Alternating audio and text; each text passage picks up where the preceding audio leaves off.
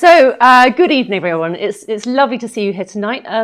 So, really, the topic for tonight is mindfulness for the volatile world. So, how to approach the volatile world, the changing world that we are in a mindful way, and particularly through the 7 attitudes of mindfulness. So, I just thought I'd begin by, okay, so what is mindfulness? And I'm going to use the definition by Jon Kabat-Zinn. Jon Kabat-Zinn is a fantastic guy who he works in America, and he brought the Eastern tradition of mindfulness from the East to his work in America, working in clinics for depression and anxiety, and he created the mindfulness-based stress reduction program, the MBSR program, which is an 8-week program to help people with depression, with anxiety, using mindfulness techniques. And his quote is, "Mindfulness means paying attention in a particular way, on purpose, in the present moment, and non-judgmentally." This really points at 3 aspects. We have the on purpose, this is our intention, the in the present moment, full attention right now, and we have non-judgmentally, and this is the attitude. So we have intention, attention, and attitude. And specifically tonight, we're going to be exploring the attitude part of it. So firstly, what is the volatile world that we're looking at tonight?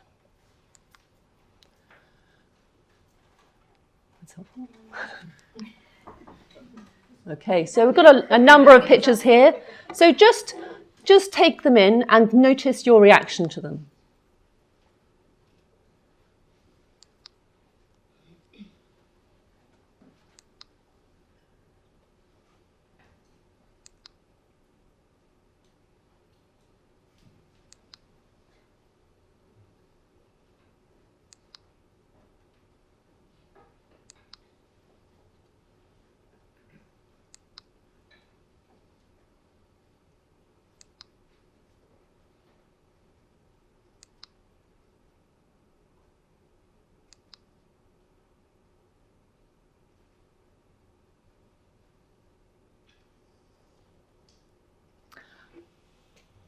So I'd like you just to take a moment to consider what your reaction was to those photographs.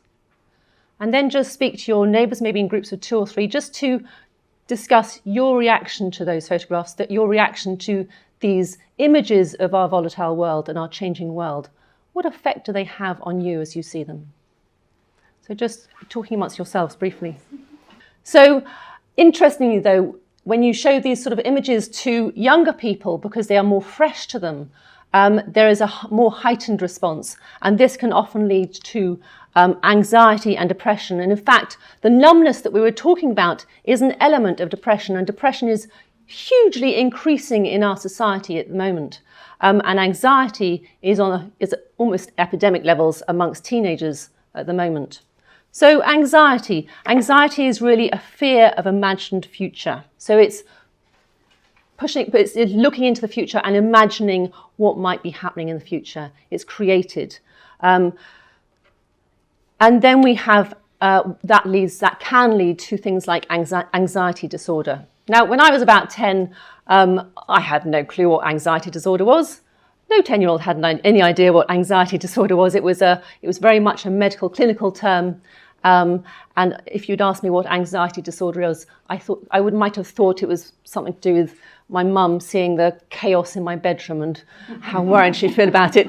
It would mean nothing. But you ask 10-year-olds these days, and most 10-year-olds will be able to tell you about anxiety and the levels of anxiety they have, or depression, and they will certainly have heard the term anxiety disorder. So let's just quickly look at what anxiety disorder is. We notice when we get anxious, there's a physiological arousal. It's felt in the body.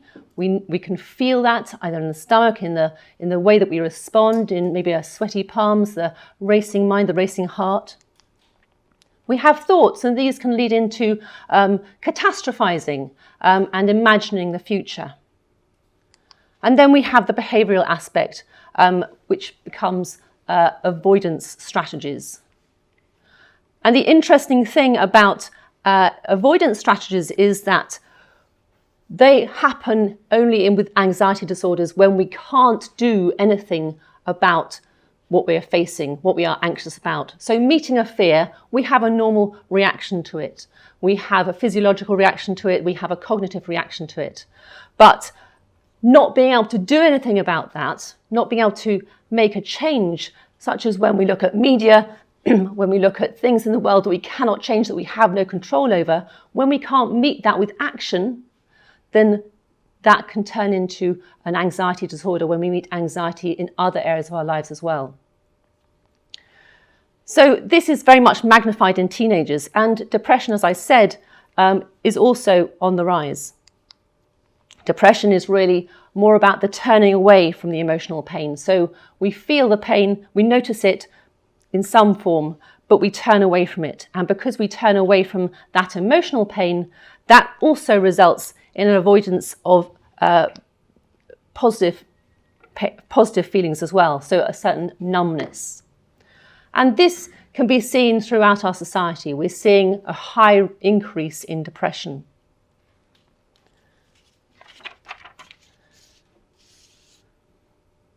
So I just thought, before we begin to look at the mindfulness and the attitudes that we can use to meet this volatile world, to meet this changing world, I thought we'd take a moment to be mindful ourselves.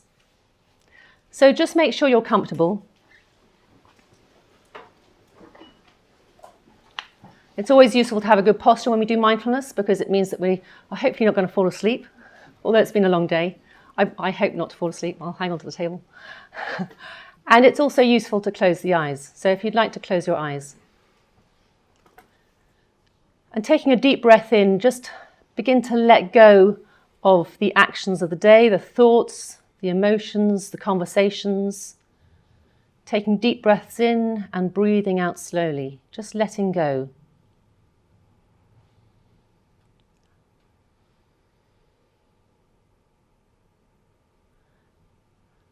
And notice where your attention is right now.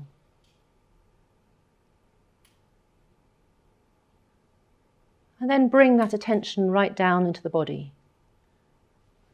Feeling the weight of your body sitting here in this room.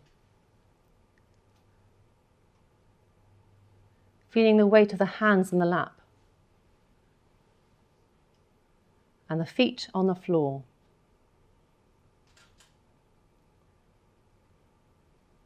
And really be aware of the ground beneath our feet,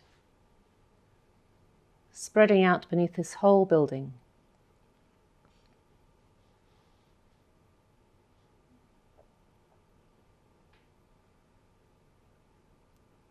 And being aware of all the other people in this room.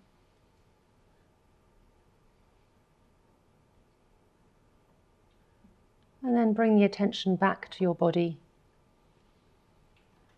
Bring the awareness up the legs, up the torso. Taking another deep breath in.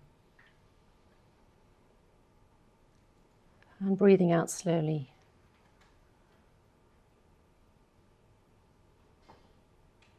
Being fully present here in this space.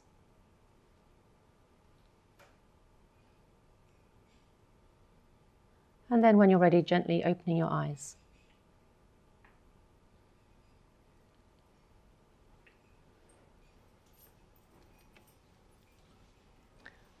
Okay. So we're going to look now at the 7 attitudes of mindfulness. I won't list them now. We can see them as we go through. But we're going to begin with non-judgment. And I would say this is one of the most important attitudes of mindfulness. But first of all, let's explore what it is to judge. It's a natural human thing to do, to judge. And the human brain is really an organ of survival, not of happiness. Unfortunately, it has a negative bias. It's a bit of Velcro, like Velcro for bad experiences, and like Teflon for good experiences.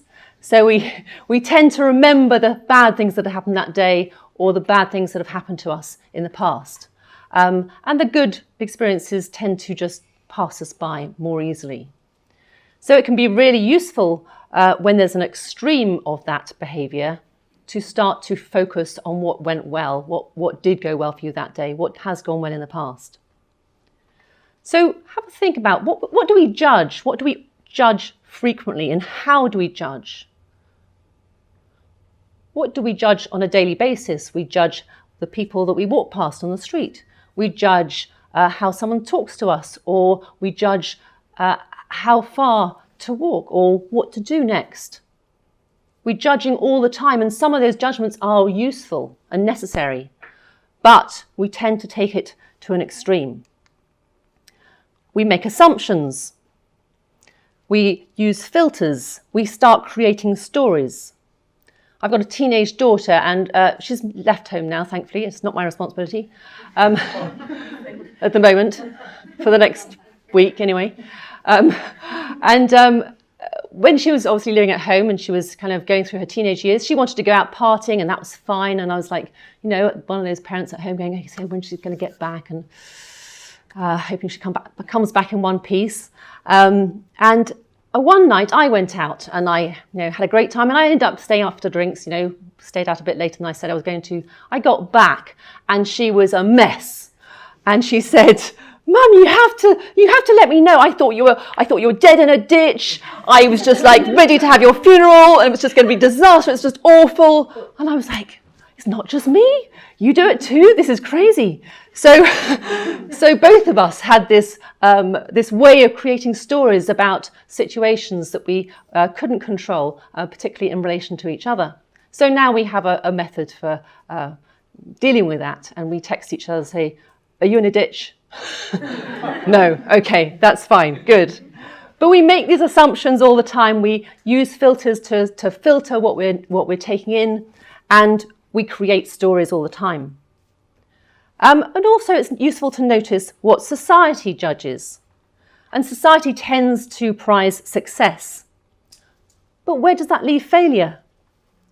In failure, often our greatest fear is not the loss of money or the loss of the job or status or whatever it is, but the judgment of other people, the judgment of the people we know and respect. We fear that judgment. And then we have extremes of judging, and we have a lot of this that we are told about in the media these days. And we can talk about them in terms of terrorists or extremists, but these are extreme judgments. And there's a lovely quote from Robert Kennedy. What is objectionable, what is dangerous about extremists is not that they are extreme, but that they are intolerant. The evil is not what they say about their cause, but what they say about their opponents. In other words, it's not their idealistic views, but it's what's bad is the judgments that they make about the opposition. It's the judgments that they make about other people. So what is it to not judge, to be non-judgmental? And I refer here to a quote from the poem If. Now the poem If is very dear to me. I grew up with it, I learnt it as a young child, and it has been a sounding post for me over the many years. And I would say it also reflects many of these mindful attitudes. So 2 parts of that. If you can keep your head when all about you are losing theirs and blaming it on you. And then a little later, if you can meet with triumph and disaster and treat those 2 impostors just the same. So non-judging is really about not seeing the good and the bad, but taking it all on and not judging things on whether you think they are good or bad, or whether they are triumphs and disasters. So does this mean that we turn passive? No. But rather we notice the tendency or the habit to judge. We notice the tendency or habit to assume things, or to filter, or to create stories around the things that we see and the people that we meet. And then we observe those tendencies, and then we explore, are they true? Are they necessary? There's a very interesting study that was done fairly recently on pain management, and they were exploring how mindfulness affects the management of pain in individuals. They had two groups. They had one control group and the other were mindfulness practitioners. And they stuck them in MRI scanners. And you know when you get into an MRI scanner, you've got your feet sticking out the end. They induced pain in them by prodding their feet. And they measured the effects of the pain in the brain and how it was processed. And what was interesting is that how the mindfulness practitioners processed the pain. There was an increase in registering sensation in the posterior insula, as expected, so they registered the pain very clearly, but there was a huge decrease compared to the control group. There was a huge decrease in activity in the evaluation of the sensation in the lateral prefrontal cortex. So they experienced the pain, and as mindfulness practitioners, they were more sensitive maybe to pain.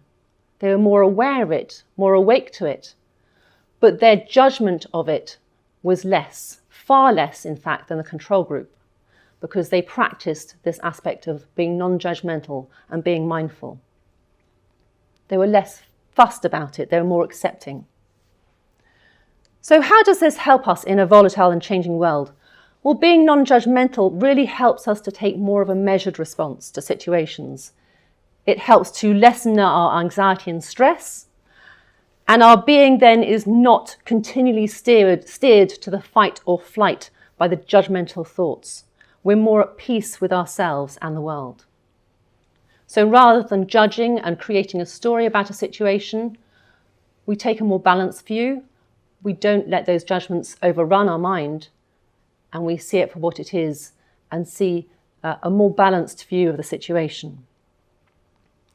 But to be more non-judgmental also requires us to have a beginner's mind, if you like. So what is beginner's mind? This takes non-judgment a step further. So where non-judgment just allows for a letting go of the judgment and observing of it, beginner's mind takes us a step further. As well as not judging and not assuming, not creating stories, we start to look at the world, the inner world as well as the outer world, our inner emotional realm and thought processes, as well as the exterior world, as if for the first time, every time. To be open, to be curious like a child. And as coaches, that's something we're very aware of, being curious and being exploratory with our clients. But in beginner's mind, we take that a step further. We really are open and curious about everything, like a child, exploring without filters and seeing what we normally delete.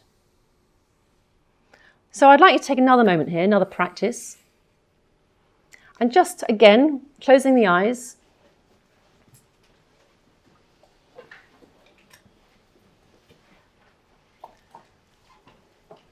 And again, taking a moment to bring the attention inward.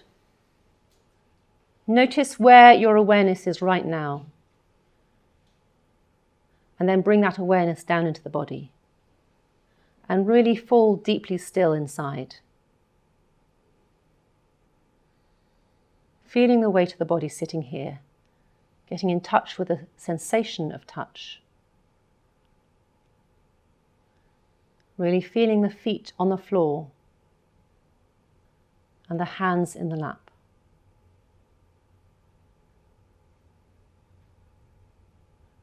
Being fully present.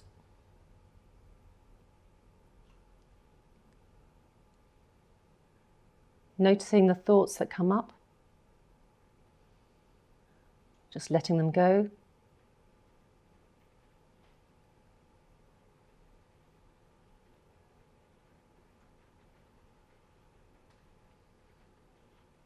And just for a while, stay with the breath. The breath coming in and going out.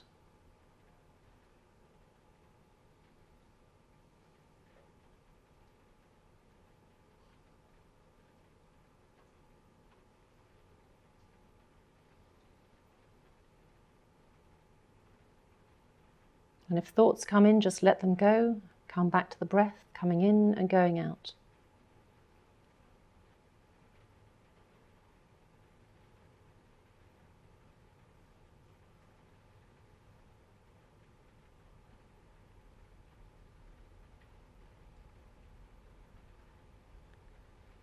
And then just gently open your eyes and lift your right hand up. And just look at it as if for the first time.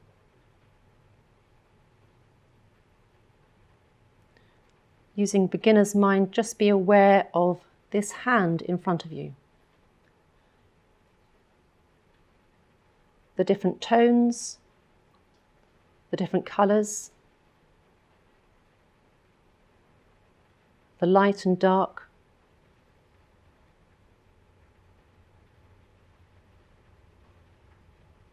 Maybe the feel of it.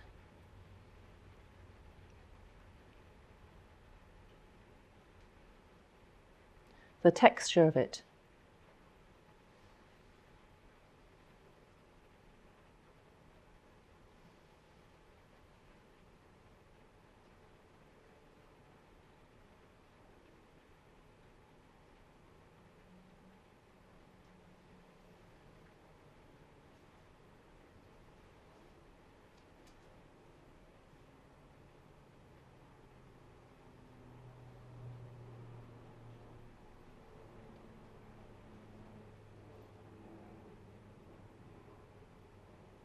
Notice what thoughts come up about it, or what emotions.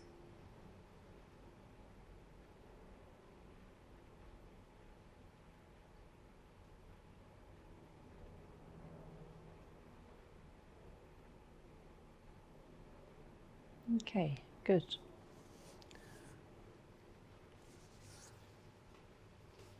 So what did you notice? So, what a wonderful range of thoughts that came up just in relation to looking at the hand. So memories and stories about hand, those can come up too, absolutely. So, but all the time noticing what comes up, noticing the thoughts. Our mind is like a monkey. It will chatter, it will create stories, it will move to thought very, very quickly. But with a beginner's mind, we can start to notice that. We can be curious about what's going on for us internally, and then start to see the world very freshly. So with beginner's mind and being non-judgmental, we can start to see what we normally delete. We can start to see things in a different way. So start to see the thought processes that we have that we often delete, the way we think, the way we feel about things, again, which we often don't acknowledge and don't see. So beginner's mind in the volatile world, beginner's mind together with being non-judgmental is critical to connecting and being in the present moment, to being right here now. We let go of judgments and we can start to see more clearly. We start to let go of some of those filters. We can practice curiosity or beginner's mind, and we can begin to connect with where we are right now, being here. And through the present moment of connection, we can observe our feelings and our thoughts and become just a little bit more objective and have a choice about staying in the present and cultivating gratitude.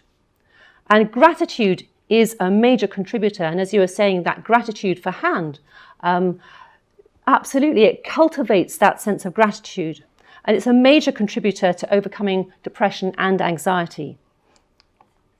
Interestingly, another type of mindfulness-based therapy is mindfulness-based cognitive therapy, which stemmed also from the mindfulness-based stress reduction program. But mindfulness-based cognitive therapy was specifically for depression. It was created in this country, following on from the mindfulness-based stress reduction. And it's about experiencing the emotional pain in the body and noticing the relationship with the pain and observing the thoughts. So if you think about depression as turning away from pain, turning away from the negative feelings, through MBCT, there's a turning back to it, an exploration of that pain in the body. There's a huge amount of work being done with mindfulness and physical pain, particularly in chronic pain clinics. It started off in America, they now do it here. Huge work done with pain, absolutely, and mindfulness and how that can help to notice and accept and let go of pain. Yes, very powerful. So as I said, in the mindfulness-based cognitive therapy for depression, there's the experience of that emotional pain. So it's a going back to exploring what has been avoided, noticing the individual's relationship with that pain, and then observing the thoughts. And essentially, this is beginner's mind and being curious about that internal world and our response to emotional pain. And the MBCT has actually cut in half relapse rates for depression versus the usual treatment. Cut in half relapse rates versus usual treatment using drugs. So beginner's mind can help us through trauma, through difficulties, through depression, by noticing feelings, being objective, having that chance for choice and exploration and understanding, and then a chance to be free and less attached to those feelings and thoughts.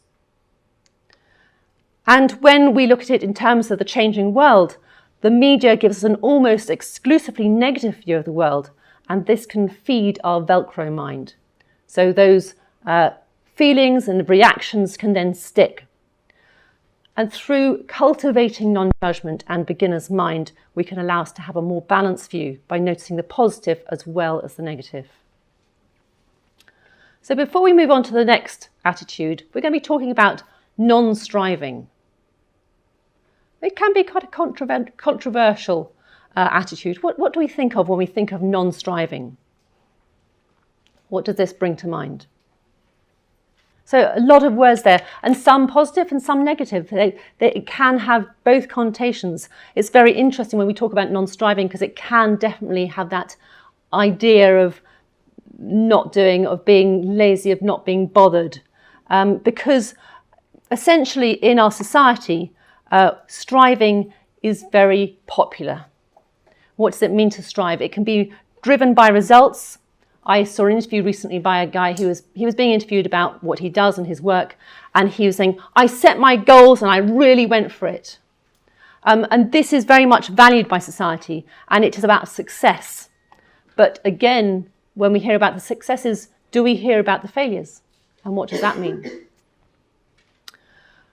So I'd like to now, if I can make it work, show you a video. You might recognize this, because it's quite a classic, but it's also it's a bit different. Let's just see if we can get it. The monkey business illusion. Count how many times the players wearing white pass the ball. Okay, so we're just counting the number of times the players pass, the white players pass the ball.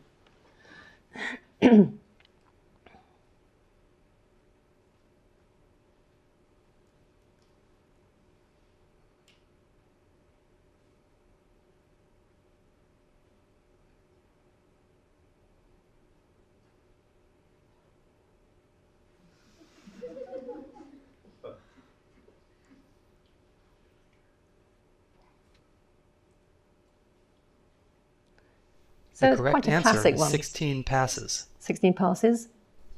Did you spot the gorilla? Who spotted the gorilla? Yeah. Yep. For people who haven't seen or heard about a video like this before, about half missed the gorilla. If you knew about the gorilla, you probably saw it. But did you notice the curtain changing color or the player on the black team leaving the game? Let's rewind and watch it again.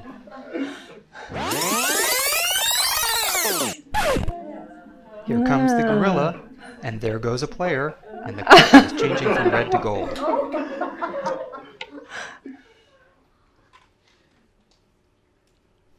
When you're looking for a gorilla, you often miss other unexpected events.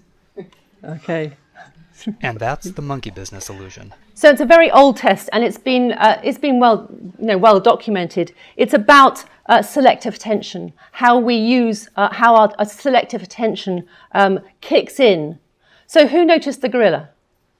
Yeah, most people, because it's a very common test. Who noticed the changing colour of the curtain?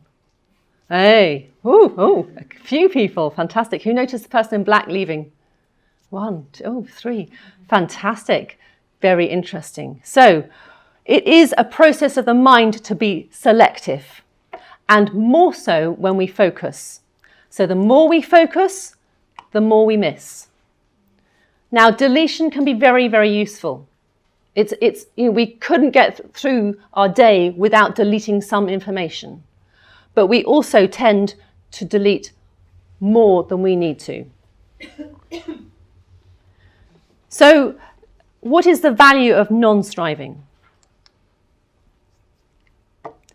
And when I talk about non-striving, I also want to bring in another quote from the poem If. If you can dream, yet not make dreams your master. If you can think, yet not make thoughts your aim.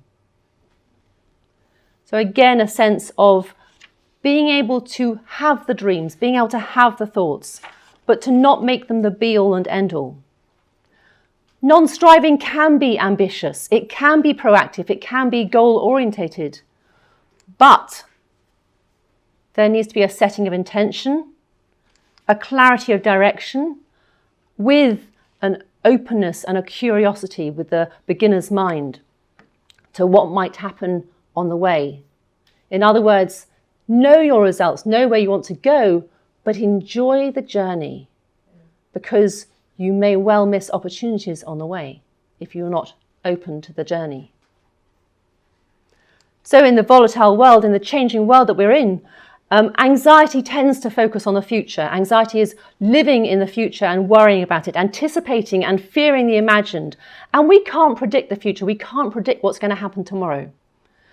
Who knows? North Korea might strike. Well, anyway, who knows what will happen tomorrow?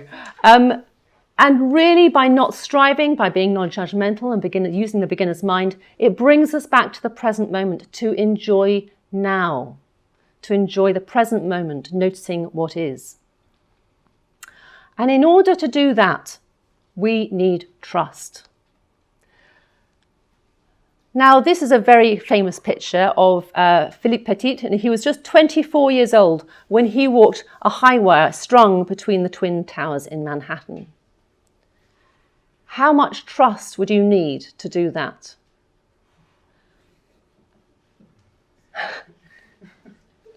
And trust in himself, trust in his team,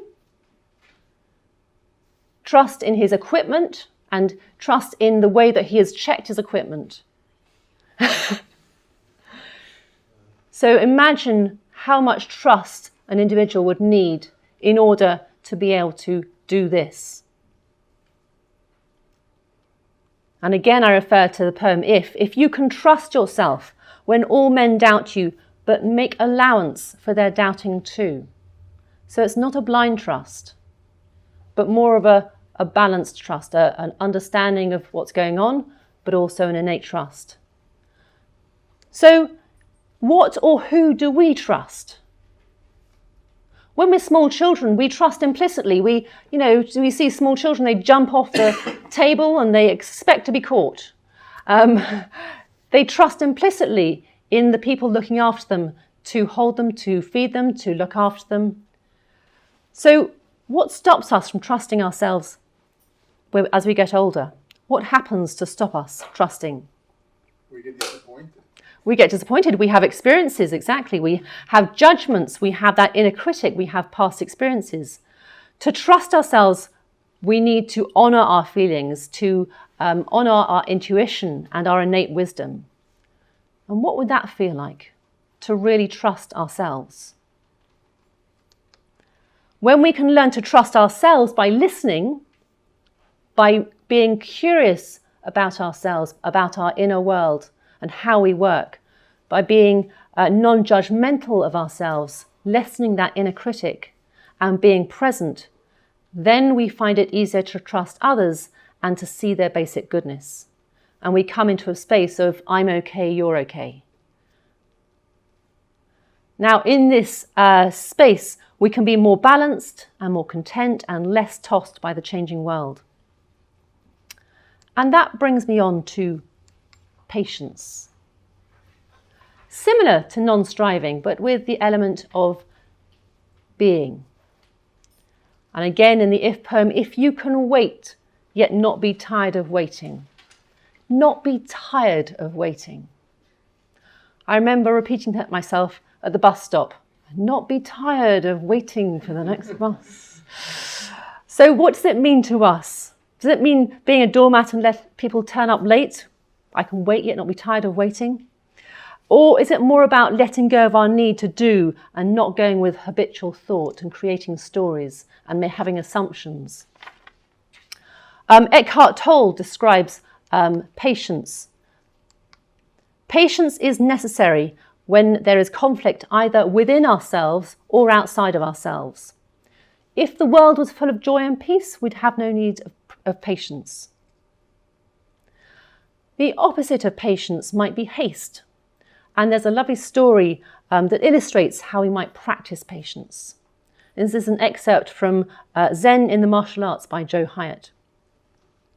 I was having tea with Master Han in his office when the mailman arrived with a letter from the master's family in Korea. Knowing that he had been eagerly anticipating the letter, I paused in our conversation, expecting him to tear open the letter and hastily scan the contents. Instead, he put the letter down. He turned to me and continued the conversation.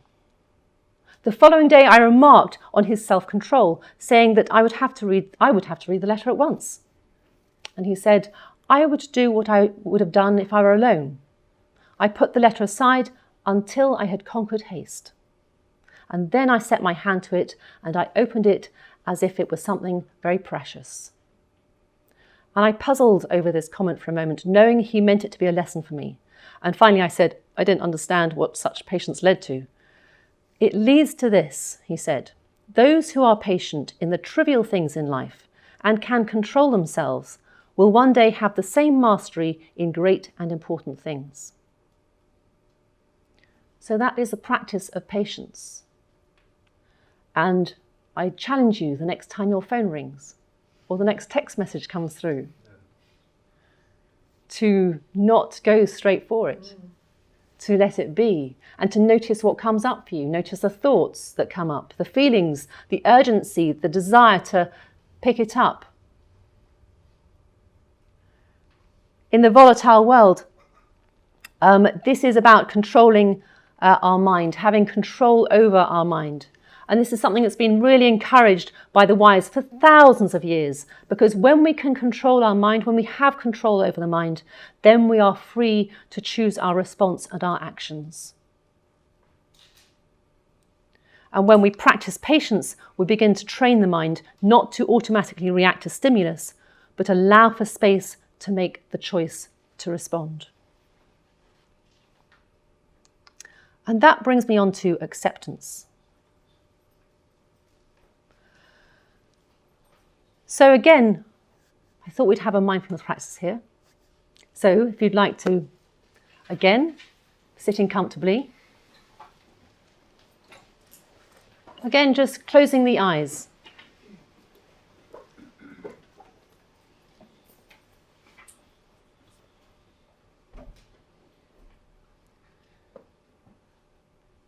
And taking a deep breath in.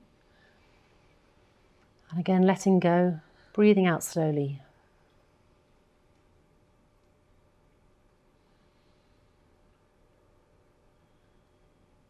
Bring the attention down into the body. Relaxing the shoulders. Relaxing the arms.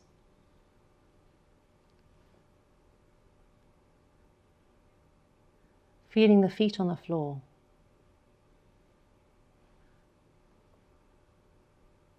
And feeling the air on the hands and face. And being completely present now in this space.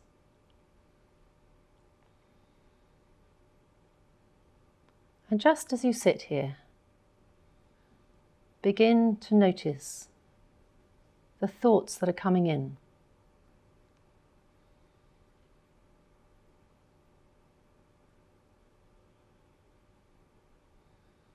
Begin to notice the feelings.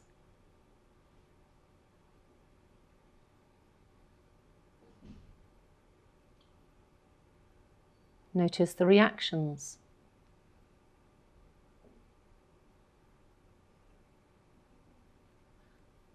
Notice what thoughts you're drawn to and what thoughts you try and get rid of. What thoughts you push away.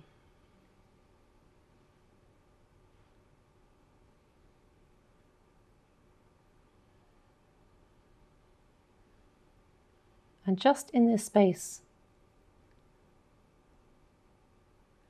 begin to accept whatever is. Accepting whatever thoughts come in. Accepting how the body feels.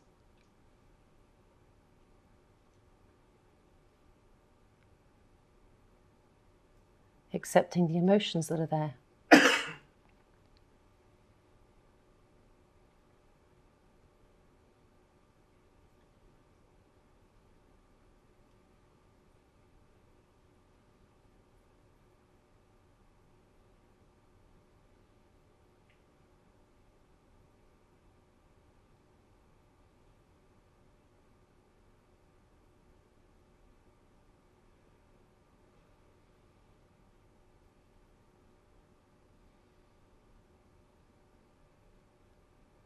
Just fully accepting whatever comes in, whatever is experienced.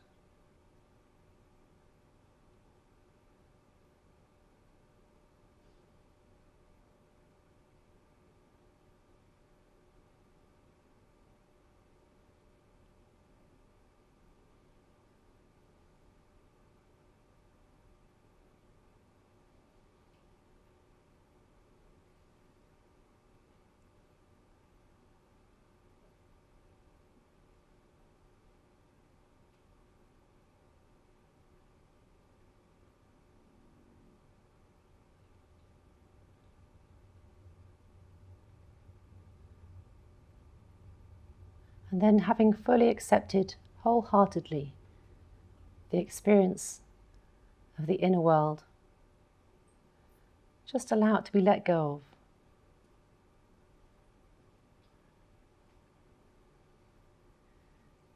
Just releasing it. Maybe taking a deep breath in, and as you breathe out, just letting it go.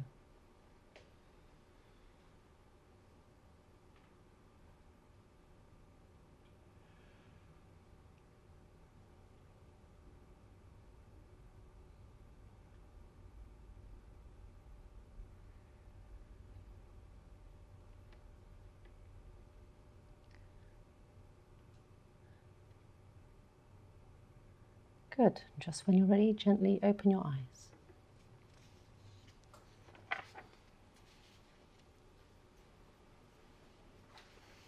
So we can come to this space where whatever we experience, whatever is going on for us, we can simply fully accept what is there.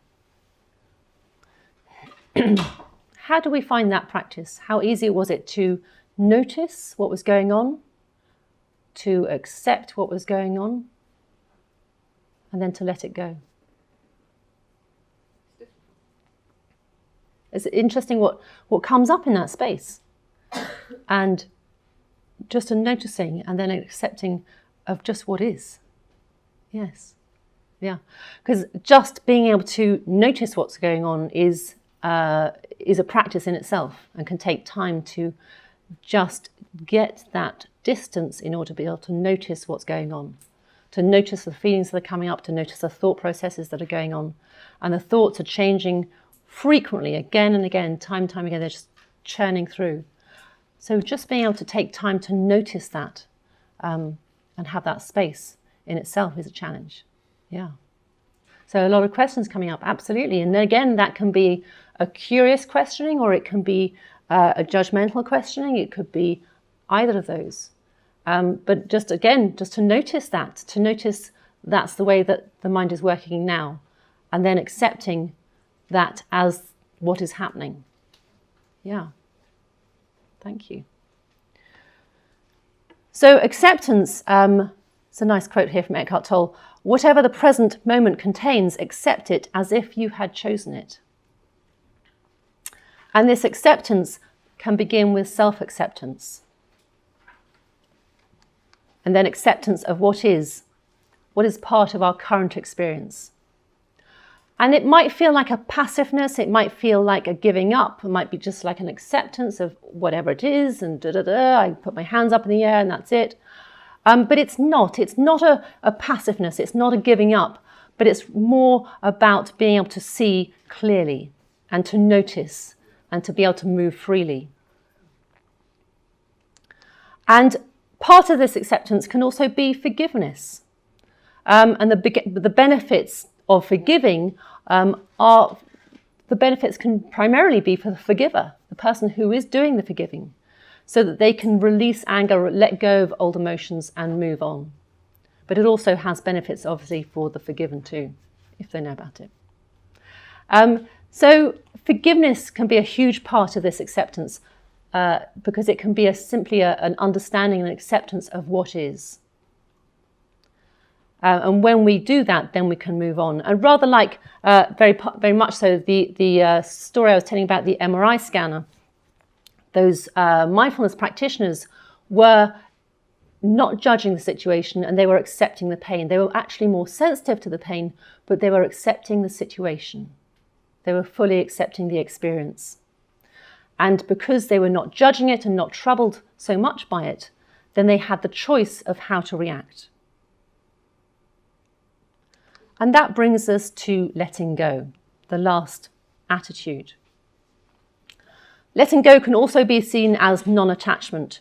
When we can see our thoughts, when we can notice our feelings, the pain, the sensations, when we can step back and notice those, then we have the capacity to wholeheartedly accept what is going on, and having accepted, then we can start to let go. That is, when we let go, we relinquish our attachment to it. The feelings, the thoughts, the pain, whatever, might not go anywhere, but by relinquishing, by letting go, we start to loosen our attachment to them. And by doing that, then we begin to dissolve the effect of them on our being. So we really start to release those things and not be attached to them so much. So in conclusion, all of these attitudes work together. When we practice one, when we take just one of those, then we also naturally begin to practice the others. And this is how we can meet our volatile world.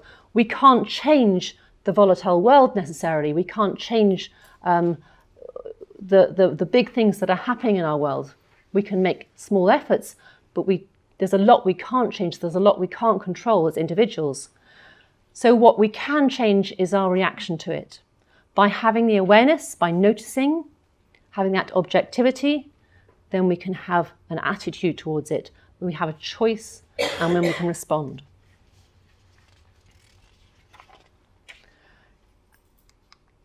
Viktor Frankl was a prisoner in the Nazi concentration camp Auschwitz, and he noticed that whilst people could not change what the Nazis were doing to them, some did manage to choose the way that they responded. And he wrote, "We who lived in concentration camps remember the men who walked through the huts comforting each other, giving away their last piece of bread. They may have been few in number, but they offer sufficient proof that everything can be taken from a man but one thing, the last human freedoms to choose one's attitude in any given set of circumstances, to choose one's own way." And Stephen Covey, in his book about Frankl, describes how he could decide within himself how all of this was going to affect him, between what happened to him, or the stimulus, and his response to it, was his freedom or power to choose that response. So in essence, how we meet the volatile world is our choice. But while we're in it, we cannot see it. So it is all about gaining that awareness so that we have the choice to change our attitude to it. And then we can choose our response in how we behave. So I'd like to leave you with a few questions to consider. What raises our awareness so that we can have that moment of choice, to be objective and change our attitude? I'd suggest 3 things in this area. Meditation always raises the level of our awareness. Good company, the company that we choose to be with. We can choose company that will raise our level of awareness. And inspiration, choosing to look for inspiration to raise our awareness. So out of all of this that we've talked about tonight, what has really stuck with you the most? And how could we use these attitudes in our coaching practice? So I'd like you to just take a few moments to consider those. And if you'd like to speak to your neighbour, just to think about those questions. So I hope that's given you some food for thought, that we can use these attitudes in our everyday. We can use them all the time to notice what's going on for ourselves, to be able to check the monkey mind, the thoughts and feelings that are going on within us, and to change potentially our response, our reactions to what's going on around us. Because really, essentially, that is what we can control, is our response to this volatile world. So, thank you very much. Thank you.